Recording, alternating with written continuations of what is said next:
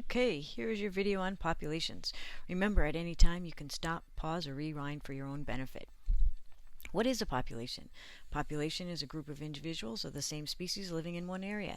Just like we have in this picture here, we have a population of seals. Waltham High School also has a population of students. If we step back a second and just think of you as the population or these seals, we start with an organism. And remember, organisms are made up of elements. Elements bond together to form molecules. Molecules group together to form cells. Cells of different types group together to form tissues. Many tissues working together form organ systems, or many organ systems form organisms. Many of the same organism form a population.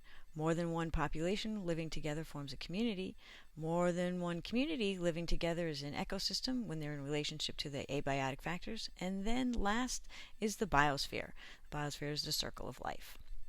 So let's take a little bit of a closer look at that. In this diagram up here we have an organism, and in this case we're using a zebra. And this is an individual. If we were to scan out of this picture a little bit, we'd see that there are more than one zebras living together, so there's our population. If we scan out a little bit further, we see that these zebras are actually coexisting with a population of giraffes and a population of wildebeest, so there's our community. We scan out even further and we look and we see this zebra is coexisting with our giraffes, our wildebeest, and in the area where all these mountains are. So that is the abiotic factors. So that's an ecosystem. We scan out still further and we have the biosphere, and that is the area in which all life exists. So just review with a couple of vocabulary words that we want to make sure that you have in your notes, and that would be a community is a group of different populations that live together in one area. And ecosystems are all organisms living together in a place with non-living or abiotic environmental factors. And the biosphere, as we said, is the part of Earth in which life exists, including non-living and living factors. So let's kind of get back to our population and talk a little bit about how and why we study populations. And one way we study populations is that we look at things like their growth rate, because that's going to give us an indication of the overall health of the population. That in turn will tell us the health of the community, and then that in turn will tell us the health of the ecosystem, so we can learn a lot. So what is growth rate? Well, growth rate is simply the birth rate minus the death rate. And what does that look like? Well, if I'm going to look at a group of chickens that are born, and I happen to have 300 of them, that would be my birth rate. 25 of them die over a course of a period of time that I'm studying this particular population. I end up with my growth rate.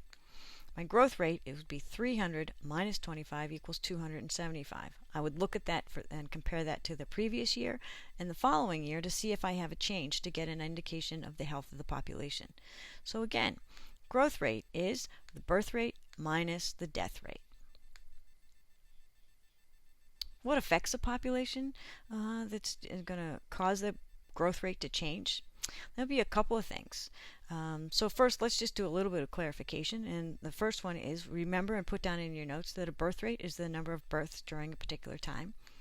And a death rate is the number of deaths that occur during a particular time period. And since we're scientists, we like to watch and follow that information. So if we look at this graph here, we're going to look from 1940 to the year 2000, the time period, and this is the population over time. As you can see, if I just look at 1940 and the 2000, if I were to draw a straight line between those two, that trend would tell me that the population has increased. But this line is showing that the population has gone down and up at different time periods. And so for me, over the time, the growth rate has changed. Overall, it's increased, but there has been some peaks and valleys. And I'd like to know why those peaks and valleys occurred so I can see what's going on with that particular population. So with that in mind, when you talk about a population, populations increase if the birth rate increases more than the death rate. And that means more individuals are being born than are dying. So I get an increase in the population. The flip side is, for the population to decrease, the birth rate is lower than the death rate. And that means there's more organisms dying than are being born. So the death rate has a great effect on an overall population. So what affects a population's death rate? Well, there's many things that affect the death rate of a population. And the first and foremost is the number of predators.